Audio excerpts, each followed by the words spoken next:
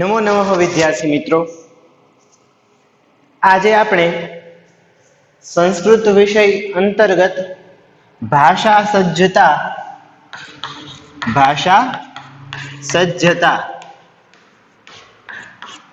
એના વિશે ચર્ચા કરીશું. આપણે જાણીએ છીએ કે જેવી રીતે હવા, પાણી અને ખોરાક મનુષ્યના જીવન માટે જરૂરી આવશ્યકતાઓ છે, એવી જ રીતે ભાષા એક માણસ અને બીજા માણસ સાથે જોડવા માટેનું એક મહત્વનું જરૂરી સાધન છે. ભાષા વગર કોઈ પણ વ્યવહાર કરવા શક્ય નથી. ભારતીય ભાષાઓની અંદર જોઈએ તો ભારતની લગભગ બધી જ ભાષાઓ મૂળ સંસ્કૃત ભાષા પરથી ઉતરી આવેલી છે. હવે કોઈ પણ ભાષા શીખતા પહેલા, જાણતા પહેલા એની શરૂઆત એના સૌથી નાના એકમથી કરવી પડે. વાત કરીએ સંસ્કૃત ભાષાની, તો કોઈ પણ ભાષાના સૌથી નાનામાં નાના એકમને વર્ણ અથવા તો અક્ષર કહે છે. વર્ણ કે અક્ષર. ભાષાનો સૌથી નાનામાં નાનો એકમ છે વર્ણ અથવા તો અક્ષર. તમે છઠ્ઠા અને સાતમા ધોરણની અંદર સ્વર, વ્યંજન અને કેટલાક જે એમાંથી બનતા શબ્દો છે અથવા તો સંધિયુક્ત નવા શબ્દો છે એના વિશે થોડી જાણકારી મેળવી હશે. હવે આપણે જોઈએ તો ભાષા સજ્જતાનું જે કોષ્ટક અહીં તમને બોર્ડ પર દેખાય છે એને આજે આપણે સમજવાનું છે. તો સૌથી પહેલી આપણે વાત કરી વર્ણ કે અક્ષરની. તો વર્ણ કે અક્ષર કોને કહેવાય? તો સૌથી પહેલા એના માટે એની વ્યાખ્યા લખો. એકલો સ્વર કે એકલો વ્યંજન વર્ણ કહેવાય છે. ફરી એક વખત હું અહીં લખું છું, સાથે સાથે નોંધજો. સૌથી પહેલા વર્ણની વ્યાખ્યા. વર્ણ એટલે એકલો સ્વર કે એકલો વ્યંજન એટલે વર્ણ. હવે એમ થાય કે એકલો સ્વર એટલે શું અને એકલો વ્યંજન એટલે શું? તો એના માટે જુઓ કે અહીં તમને બોર્ડ પર સ્વર અને વ્યંજનોનું એક કોષ્ટક આપેલું છે. આ બાજુ સ્વર છે અને આ બાજુ વ્યંજન છે. હવે અહીં એક એક ખાનાની અંદર એક એક વર્ણ એટલે કે એક એક અક્ષર આપેલા છે. જ્યારે એ સ્વર કે વ્યંજન એકલો હોય, એની સાથે બીજો કોઈ સ્વર કે વ્યંજન જોડાયેલો ન હોય, ત્યારે એને વર્ણ એટલે અક્ષર કહેવાય. હવે આપણને એમ થાય કે સ્વર અને વ્યંજન તો અહીં એકલા જ છે, તો બંનેમાં સ્પષ્ટતા કરવાની શા માટે જરૂર પડી કે એકલો સ્વર કે એકલો વ્યંજન છે એને વર્ણ કહેવાય? તો એના માટે આપણે સૌથી પહેલા સ્વર અને વ્યંજન છે એના અર્થ સમજવા પડે. સૌથી પહેલા વાત કરીએ આપણે વર્ણ અથવા તો અક્ષરની. તો એકલો સ્વર કે એકલો વ્યંજન એટલે વર્ણ. હવે એકલો સ્વર એકલો વ્યંજન એટલે શું? તો પહેલા આપણે સ્વરની વ્યાખ્યા સમજવી જોઈએ. તો સાથે સાથે લખતા જજો. સ્વર કોને કહેવાય? તો જેનું ઉચ્ચારણ સ્વતંત્ર રીતે થઈ શકે તેને સ્વર કહેવાય. ફરી એક વખત જુઓ, જેનું ઉચ્ચારણ સ્વતંત્ર રીતે થઈ શકે તેને સ્વર કહેવામાં આવે છે. તો આપણને એમ થાય કે આપણે તો વર્ણ જે વ્યંજનો છે એને પણ બોલીએ છીએ, તો એને બોલવામાં કઈ આપણે કોઈનો ટેકો લેવો પડતો નથી. પણ એને સૂક્ષ્મ રીતે સમજો તો પેલા તમને વ્યાખ્યા લખાવું છું વ્યંજનની વ્યાખ્યા. લખો જે વર્ણનું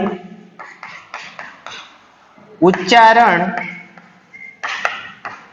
કરવા માટે સ્વરની મદદ લેવી પડે તેને વ્યંજન કહે છે.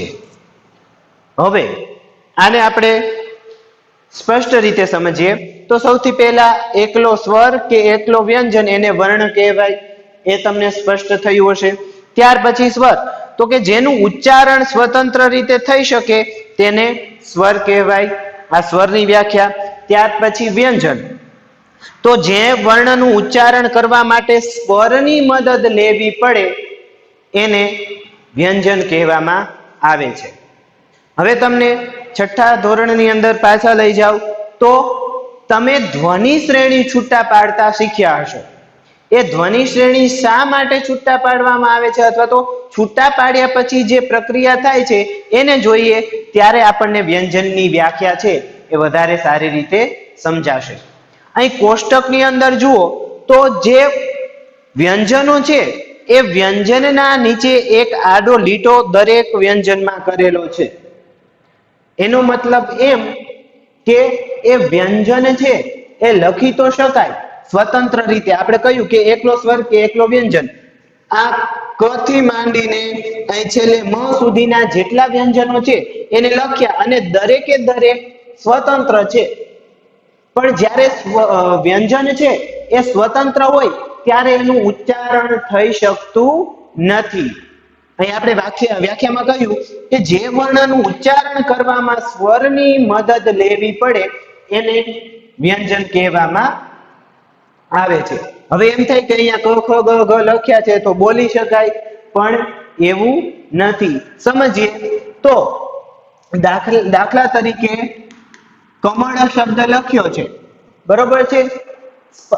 નરી આંખે જોતા આપણને અહીંયા ત્રણે ત્રણ છે એ વ્યંજન જ દેખાય, પણ જ્યારે આપણે એના ધ્વનિ શ્રેણી છૂટા પાડીએ એમાંથી આપણે સમજાશે કે ક વત્તા અ વત્તા મ વત્તા અ વત્તા અળ વત્તા અ. હવે આ જે ધ્વનિ શ્રેણી તમે છૂટા પાડ્યા ત્યારે ક માંથી અ, મ માંથી અ અને અળ માંથી અ, આવી રીતે ત્રણે વર્ણ એટલે કે અક્ષરમાંથી એક એક સ્વર છૂટો પડ્યો. એટલે કે જો આ ત્રણેયની સાથે અ જોડાયેલો ન હોય તો કમળ શબ્દ છે એ પૂરેપૂરો ઉચ્ચારણ કરી શકાતો નથી. એટલે એમ કે આ જેટલા વ્યંજનો આપેલા છે એ બધાનું ઉચ્ચારણ કરવા માટે આપણે સ્વરની મદદ લેવી પડે. એટલે અહીંયા વ્યાખ્યામાં કહ્યું કે જે વર્ણનું ઉચ્ચારણ કરવા માટે સ્વરની મદદ લેવી પડે એને વ્યંજન કહેવામાં આવે છે. ધ્વનિ શ્રેણી છૂટા પાડીને આપણે જોયું.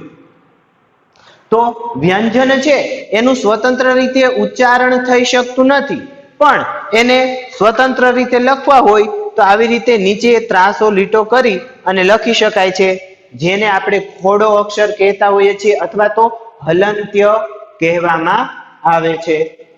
એટલે વર્ણને સ્વતંત્ર રીતે લખી શકાય પણ એનું ઉચ્ચારણ સ્વતંત્ર રીતે થઈ શકતું નથી.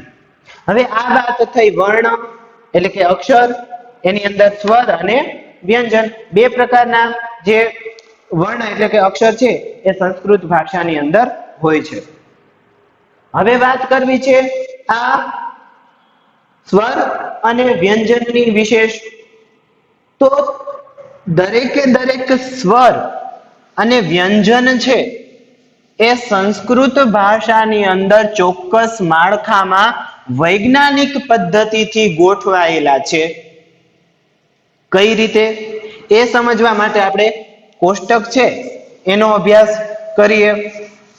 તો દરેકે દરેક અક્ષર છે એને અલગ અલગ ખાનામાં અલગ અલગ વ્યવસ્થા કરીને ગોઠવવામાં આવેલા છે. તો એ પહેલા જોઈએ કે અહીંયા સ્થાન નામનું જે પહેલું કોષ્ટક છે ત્યાં કંઠ્ય, તાલવ્ય, મૂર્ધન્ય, દંતવ્ય અને ઓષ્ઠ્ય એવા 1 2 3 4 અને 5 ભાગ પાડવામાં આવેલા છે. અને ત્યારબાદ આડી લીટીમાં જોઈએ તો રસ્વ, દીર્ઘ, સંધિ સાથે દીર્ઘ, અઘોષ, ઘોષ, સ્વર, વ્યંજન, ઉષ્માક્ષર એવી રીતે અલગ અલગ ભાગ પાડવામાં આવેલા છે.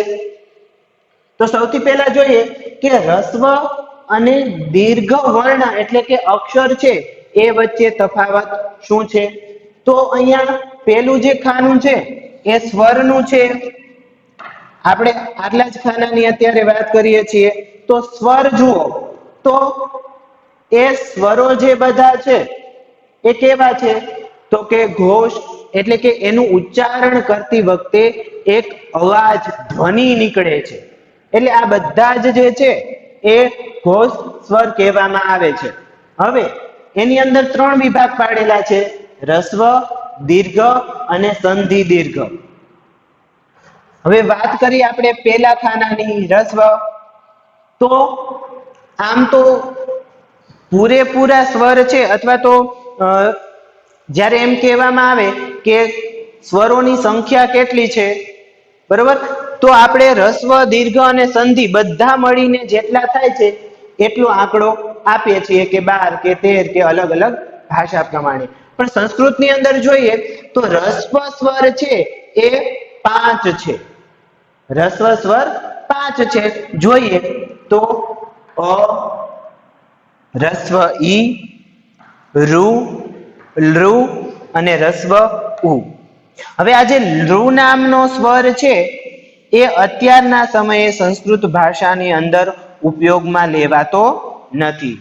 પણ વેદો વગેરે જે સાહિત્ય છે એની અંદર આનો ઉપયોગ થયેલો છે. એટલે રસ્વ સ્વર છે એ 5 છે: અ, ઈ, ઋ, લૃ અને રસ્વ ઉ. હવે દીર્ઘ સ્વરોને જોઈએ તો દીર્ઘ સ્વરોની સંખ્યા 4 છે. એની અંદર છે આ, દીર્ઘ ઈ, દીર્ઘ ઋ અને દીર્ઘ ઉ. એટલે રસ્વ સ્વર 5, દીર્ઘ સ્વર 4.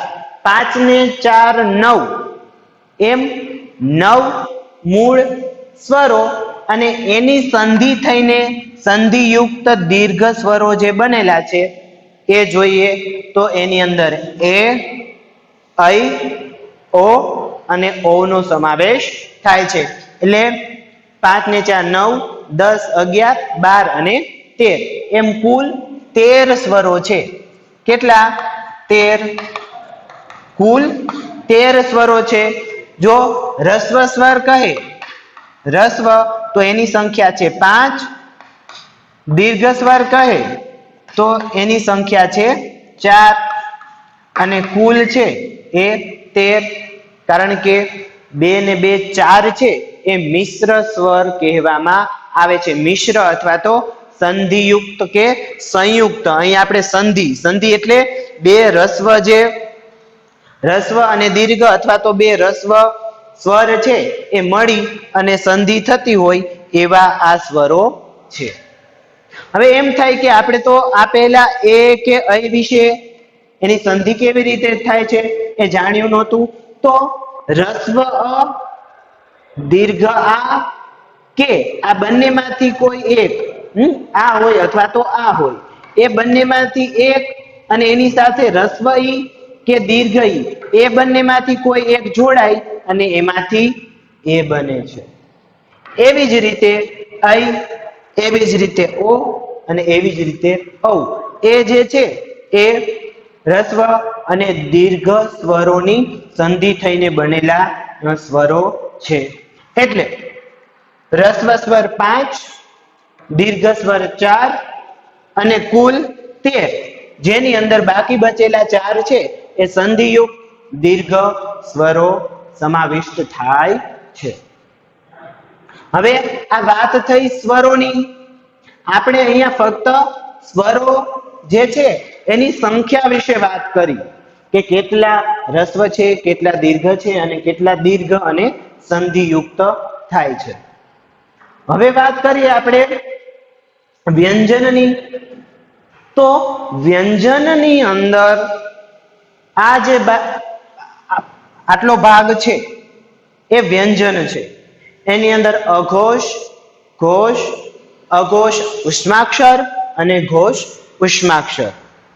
એની વ્યવસ્થા સમજતા પહેલા એ જોઈ લઈએ કે વ્યંજન છે એમાંથી કેટલાક વ્યંજન છે એ તમને ગાયબ થઈ ગયેલા દેખાશે. એટલે કે તમે જે પહેલેથી ભણતા આવ્યા છો એમાંથી અહીંયા કોઈ એકાદ બે હશે નહીં. કેટલાક છે એ તમારા માટે આમ તો જોયેલા જ હશે, પણ એનું ઉચ્ચારણ કઈ રીતે થાય છે એનો તમને ખ્યાલ હશે નહીં. તો ક, ખ, ગ, ઘ અને ત્યાર પછીનો જે વ્યંજન છે એ, ત્યાર પછી ચ, છ, જ, ઝ અને એના પછી આવેલો જે વ્યંજન છે એ. બાકી બધા મોટા ભાગના છે એનાથી તમે પરિચિત છો. હવે વાત કરવી છે અંગ અને ય વિશે. હવે તમને થશે આવડીશું. તો ક, ખ, ગ, ઘ અને એના પછી આવતો ડ જેવો જે વર્ણ છે, જે ડ જેવો વર્ણ છે, આપણે અહીં જોઈએ તો એની અંદર એક ટપકું હશે, બરોબર, અને એવી રીતે એ હલંત્ય કરેલો હશે તો એને અંગ વાંચવામાં આવે છે. હવે અંગ નહીં પણ અંગ. અંગ એ કયો વર્ણ છે? અંગ. એ પણ એક વ્યંજન છે જે અનુનાસિક છે. અનુનાસિક એટલે નાકમાંથી જેનું ઉચ્ચારણ થાય તે. આ જે લાઈન છે એની અંદર જુઓ, અંગ, ય, અણ, ન અને મ. આ પાંચે પાંચ જે વર્ણ અથવા તો અક્ષર કે પછી વ્યંજન છે એને અનુનાસિક વર્ણ કહેવામાં આવે છે. હવે એમ થાય કે અનુનાસિક વર્ણ એટલે શું? તો કે જેનું ઉચ્ચારણ નાસિકાની મદદથી થઈ શકે એને અનુનાસિક કહેવાય. જેનો ઉપયોગ આપણે અનુસ્વાર કે માથે ટપકું જે કરીએ છીએ કોઈ પણ શબ્દની માથે, દાખલા તરીકે સંધિમાં જે છે એ, બરાબર. તો સંસ્કૃત ભાષાની અંદર આ પાંચમાંથી કોઈ પણ એક વર્ણ છે ને એને અનુસ્વાર તરીકે મૂકવામાં આવે છે, એટલે એને અનુનાસિક પણ કહેવામાં આવે છે. નાસિકાની મદદથી ઉચ્ચારિત થાય છે અને અનુસ્વાર તરીકે એનો ઉપયોગ પણ થાય છે. તો ફરી એક વખત એ બંને વર્ણ છે એને શું કહેવાય? તો આ જે ડ જેવો છે એને અમ કહેવાય છે અને જે આ જ જેવો લાગે છે એને ય, ય. ફરી એક વખત ય. યતિજીનો ય નહીં પણ નાસિકાની મદદથી જે આપણો ઉચ્છ્વાસ છે એ બહાર આવે તો એને કહેવામાં આવે છે ય, ય. બરોબર છે. તો આ બે વિશે તમે પહેલી વખત કદાચ પરિચિત થયા હશો એવું પણ બની શકે. હવે આ પાંચે પાંચ છે એને શું કહેવામાં આવે છે? અનુનાસિક. હવે આપણે આખા સળંગ જે સ્વર અને વ્યંજન છે એના એક કોષ્ટકની વાત કરી. તો ઘોષનો અર્થ થાય છે અવાજ ઉત્પન્ન કરે એવા વર્ણ કે અક્ષર કે જેમાં થોડાક વધારે અવાજ છે એની માત્રા વધી જાય. જ્યારે અઘોષ છે એ થોડા શાંત રીતે ઉચ્ચારિત થતા હોય કે એની અંદર બહુ વધારે અવાજ આવે નહીં. ઘોષનો અર્થ જ થાય છે અવાજ. તો જે વધારે પ્રમાણમાં બોલતી વખતે અવાજ થાય એ ઘોષ અને ઓછા પ્રમાણમાં અવાજ આવે એટલે કે સામાન્ય અવાજ આવે એ અઘોષ. ત્યાર પછી ઉષ્માક્ષર. તો જેનું ઉચ્ચારણ કરતી વખતે આપણો ઉચ્છ્વાસ છે, જે બહાર નીકળતો વાયુ છે એ વધારે ઊંડાણથી નીકળે અને એ ગરમ વાયુ નીકળે એને ઉષ્માક્ષર કહેવામાં આવે છે.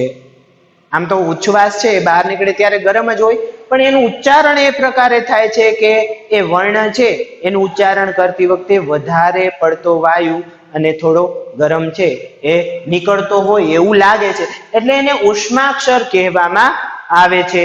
એનું ઉચ્ચારણ કરતી વખતે પ્રયત્ન છે એ થોડો વધારે ભારપૂર્વક થતો હોય. સૌપ્રથમ આપણે સ્થાનની વાત કરેલી કે અહીં જે વર્ણોને ગોઠવેલા છે એ દરેક વર્ણ ગોઠવવા પાછળ એક વૈજ્ઞાનિક પદ્ધતિ છે. હવે માની લ્યો કે સાયકલ કે જે એક મશીન છે, એની અંદર આવતા એક નાના દરેક પાર્ટ, દરેક ભાગ છે એનું ચોક્કસ મહત્વ રહેલું હોય છે. સાયકલ સાવ સાજી હોય પણ પેન્ડલ ન હોય તો સાયકલ ચાલે નહીં. સાયકલ આખી સારી એવી હોય પણ એની અંદર ચેન ન હોય તો ચાલી શકે નહીં. બરોબર છે? તો એવી રીતે અહીં આપણું જે શરીર છે એ શરીરની જેવી રીતે રચના છે કે કોઈ એક અંગ છે, એક ભાગ છે એ ખોટવાય તો આખું જે આપણું શરીર છે એને ક્યારેક તકલીફો પડે. તો ભાષા છે એ ભાષા પણ એક પ્રકારે માની લ્યો કે એક મશીન છે અને એની અંદર નાના ભાગ જે વર્ણ વગેરે છે એ એના માટે એક નાનો એનો ભાગ છે. તો એ આખી જે ઉચ્ચારણ વ્યવસ્થા છે, ઉચ્ચારણ એટલે બોલવું, તો એ ઉચ્ચારણ જે થાય છે એની પાછળ આપણા શરીરના ઘણા બધા અવયવો છે એ કામે લાગેલા હોય છે. જે કામે લાગેલા અવયવો છે એનાથી બનતું આખું મશીન કે જે તંત્ર અથવા તો વ્યવસ્થા છે એને ઉચ્ચારણ તંત્ર કહેવામાં આવે છે. ઉચ્ચાર કરવા માટે, બોલવા માટેની આખી વ્યવસ્થા. એને જોઈએ તો સ્થાન, દરેકે દરેક વર્ણ છે, દરેકે દરેક અક્ષર છે એને ઉચ્ચારણ કરવા માટે એટલે બોલવા માટેનું ચોક્કસ સ્થાન નક્કી હોય છે. આડેધડ કોઈ પણ સંસ્કૃત વર્ણ છે એ બોલાતા નથી. દાખલા તરીકે એને આપણે જોઈએ, ઉદાહરણ સાથે સમજીએ તો પહેલું સ્થાન છે કંઠ્ય. કંઠનો અર્થ થાય છે ગળું. ઉચ્ચારણ કરતી વખતે જે વર્ણ કે અક્ષર છે એ ગળાની મદદથી ઉચ્ચારિત થઈ શકે અથવા તો આપણા ફેફસામાંથી નીકળતો ઉચ્છવાસ વર્ણનું ઉચ્ચારણ કરતી વખતે કંઠ સાથે અથડાય અથવા તો એની સાથે સ્પર્શ કરીને નીકળે તો એ વર્ણને કંઠ્ય વર્ણો કહે છે. હવે જે આડી આખી લાઈન છે એ તમામ વર્ણો કંઠ્ય વર્ણો છે. એને સમજવા માટે તમે એ વર્ણો બોલતી વખતે તમારા ગળા પર હાથ રાખશો તો વધારે સારી રીતે સમજી શકશો કે અ, આ, એ, ક, ખ, ગ, ઘ, અમ અને હ. આટલા વર્ણોનું ઉચ્ચારણ કરતી વખતે તમારા ગળા છે એની અંદર હલનચલન થતી તમને જણાશે. કારણ કે કંઠમાંથી ઉચ્ચારિત થાય છે એટલે એને કંઠ્ય વર્ણો કહેવામાં આવે છે. તો પહેલું ઉચ્ચારણ સ્થાન છે એ છે કંઠ. ત્યાર પછી બીજું જે ઉચ્ચારણ સ્થાન છે એ છે તાલુ. એમાંથી ઉચ્ચારિત થતા જે વર્ણ છે એને તાલવ્ય વર્ણ કે અક્ષર કહેવામાં આવે છે. એ જોઈએ તો ઈ, દીર્ઘ ઈ, એ, ચ, છ, જ, ઝ, ય અને શ. એ બોલતી વખતે તમે ધ્યાનથી જોશો તો જે વાયુ છે એ તમારા તાળવા સાથે, મોઢાને અંદરનો જીભની ઉપરનો જે ભાગ છે જેને તાળવું કહીએ છે એ તાળવા સાથે સ્પર્શ કરી અને એ વાયુ છે એ બહાર નીકળશે. તો ઈ, એ, ચ, છ, જ, ઝ, ય. અને જે જીભ છે એ પણ તાળવા તરફ જવાનો પ્રયત્ન કરશે. તો એ થઈ આ તાલવ્ય વર્ણ. બીજું જે ઉચ્ચારણ સ્થાન છે એ છે તાલુ એટલે કે તાલવ્ય.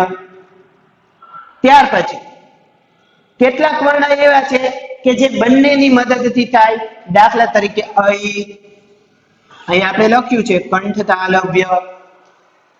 તો અહીંનું ઉચ્ચારણ કરતી વખતે એ વાયુ ગળા સાથે અને તાળવા સાથે બંને જગ્યાએ સ્પર્શ કરીને નીકળશે અથવા તો બંનેની આપણે અહીં મદદ લેવી પડશે. તો એટલા માટે એને કંઠ તાલવ્ય વર્ણ કહેવામાં આવે છે. હવે વાત કરીએ મૂર્ધન્ય. તો મૂર્ધન્ય વર્ણ છે એ છે રૂ, રૂ, ટ, ઠ, ડ, ઢ, ણ, ર અને મૂર્ધન્ય શ. બરોબર છે. તો એનું ઉચ્ચારણ કરતી વખતે જે વાયુ છે એ તમારી મૂર્ધા એટલે કે તાળવા પછીનો જે ભાગ છે ત્યાં સ્પર્શ કરશે અને તમારી જીભ છે એ એનું ઉચ્ચારણ કરતી વખતે મૂર્ધા તરફ વળશે. દાખલા તરીકે ટ, ઠ, ડ, ઢ. તો એનું ઉચ્ચારણ કરતી વખતે તમારી જીભ જે જગ્યાએ મોઢામાં સ્પર્શ કરે છે એને મૂર્ધા કહેવામાં આવે છે. અને એની મદદથી ઉચ્ચારિત થતા વર્ણ કે અક્ષર, એ પછી સ્વર હોય કે વ્યંજન, એને મૂર્ધન્ય વર્ણ કહેવામાં આવે છે. ત્યાર પછી આગળ વધીએ તો દંત. દંત એટલે દાંત. જે વર્ણનું ઉચ્ચારણ કરતી વખતે આપણી જીભ દાંતનો સ્પર્શ કરે એને દંતવ્ય વર્ણ કહેવામાં આવે છે. દાખલા તરીકે લૃ, ત, થ, દ, ધ, ન, લ અને સ. તો આપણી જીભ જે છે એ ઉપરની બાજુના દાંત છે એ તરફ વળવાનો પ્રયત્ન કરે છે અથવા તો એનો સ્પર્શ કરે છે, તો એને દંત્ય વર્ણ કહેવામાં આવે છે. હવે ત્રણ પ્રકારના જે શ છે એના ત્રણ વચ્ચેનું અંતર જોઈ લઈએ તો એને હવે શું કહેવું? હવે પછી જ્યારે ત્રણ શ ની વાત આવે ત્યારે એને શું કહેવું? તો શરણાઈનો જે શ છે એને આપણે તાલવ્ય શ કહીશું. કારણ કે તાળવામાંથી ઉચ્ચારિત થાય છે એટલે શરણાઈનો શ નહીં કહીએ, એને આપણે તાલવ્ય શ કહીશું. ઠીક છે. ત્યાર પછી મૂર્ધા. મૂર્ધાની લાઈનમાં આપણે જોઈએ તો ફાડ્યો શ અત્યાર સુધી આપણે જેને કહેતા હતા એને મૂર્ધન્ય શ કહેવામાં આવે છે, કારણ કે એનું ઉચ્ચારણ સ્થાન શું છે? મૂર્ધા. ત્યાર પછી સસલાનો સ, જેને અત્યાર સુધી આપણે કહેતા હતા એને હવે સસલાનો સ નહીં કહેતા, દંતવ્ય સ કહીશું. ત્રણ શ છે તો શરણાઈનો શ, ફાડ્યો શ કે સસલાનો સ એવી રીતે હવે પછી કહેશું નહીં. દાખલા તરીકે શરણાઈનો શ છે તો એ તાલવ્ય શ, ફાડ્યો શ છે તો એને મૂર્ધન્ય શ અને દંતવ્ય શ સસલાનો સ છે એને એવી રીતે આપણે ઓળખીશું. દંત્ય પછી જે ઉચ્ચારણ સ્થાન છે એની વાત કરીએ તો એ છે ઓષ્ઠ્ય. ઓષ્ઠ્ય જે હોઠના સ્પર્શ થવાને કારણે ઉચ્ચારિત થાય છે અથવા તો એનું ઉચ્ચારણ થઈ શકે છે એવા વર્ણને ઓષ્ઠ્ય વર્ણ કહેવાય, જેની અંદર ઉ, ઉ, ઓ, ઔ, પ, ફ, બ, ભ, મ, વ વગેરેનો સમાવેશ થાય છે. હવે આ જે વર્ણ આપણે કહ્યા પ, ફ, બ, ભ, મ એનું ઉચ્ચારણ તમે બે હોઠને ભેગા કર્યા વગર કરી શકશો નહીં, તો એને ઓષ્ઠ્ય વર્ણ કહેવામાં આવે છે. હવે ઓ અને ઔ છે એ કંઠ અને ઓષ્ઠ્ય, કંઠ અને ઓષ્ઠ્ય એટલે કે એ બંનેની મદદથી ઉચ્ચારિત થઈ શકે છે. એટલે ઓ ને ઔ છે એ બંને મિશ્ર છે, કંઠ અને ઓષ્ઠ્ય. જેવી રીતે કંઠ અને તાલવ્ય વર્ણ ઐ, એવી જ રીતે વ જે છે એ દંત અને ઓષ્ઠ્યની મદદથી ઉચ્ચારિત થઈ શકે છે. એટલે કે વ બોલીએ ત્યારે આપણો હોઠ છે એ દાંત સાથે સ્પર્શ થાય છે. વિદ્યાર્થી મિત્રો, આજે આપણે જે વર્ણમાળા છે, વર્ણ વ્યવસ્થા છે એની વાત કરી, જેની અંદર સૌથી પ્રથમ વર્ણ એટલે કે અક્ષર એટલે શું એ જોયું, સ્વર કોને કહેવાય, વ્યંજન કોને કહેવાય એનો અર્થ સમજ્યા. ત્યાર પછી જે દરેક વર્ણ છે એના ઉચ્ચારણ સ્થાન વિશે વાત કરી, એ ઉપરાંત રસ્વ, દીર્ઘ અને સંધિયુક્ત સ્વરની વાત કરી. એની સાથે સાથે જે અંગ અને ય જે આપણે અત્યાર સુધી પાઠ્યપુસ્તકમાં જોયા તો હતા પણ એનું ઉચ્ચારણ શું થાય અને શું કહેવાય એના વિશે જાણ્યું. ભાષા સજ્જતાની અંદર આપણું સૌથી પહેલું જે ચરણ છે અથવા તો સૌથી મહત્વનું જે એકમ છે એ છે વર્ણ વ્યવસ્થાને સમજવી. ત્યાર પછી છેલ્લી વાત કરી કે શરણેનો શ, ફાડ્યો શ કે સસલાનો સ નહીં કહેતા. હવે આપણે એને તાલવ્ય, મૂર્ધવ્ય અને દંતવ્ય શ છે એ કહીશું. બરોબર છે. તો આ વસ્તુ છે એ તમે તમારી નોંધ પોથીની અંદર નોંધી લીધી હશે. એને જે ઉચ્ચારણ સ્થાન છે એની મદદથી ઉચ્ચારિત કરવાનો પ્રયત્ન કરવાનો છે. અને આખી જે વર્ણમાળા છે એને ખાસ કરીને એના કંઠ, તાલવ્ય, મૂર્ધન્ય, દંતવ્ય અને ઓષ્ટવ્ય પ્રમાણે ક ખ ગ ઘ ચ છ જ ઝ ય ટ ઠ ડ ઢ ણ ત થ દ ધ ન અને પ ફ બ ભ મ એ પ્રમાણે એનું ઉચ્ચારણ કરીને ખરેખર મેં વાત કરી એ પ્રમાણે એ ઉચ્ચારણ સ્થાનો કામ કરે છે કે નહીં એની પ્રેક્ટિસ કરજો. ફરી મળીશું. અસ્તુ. વંદે માતરમ.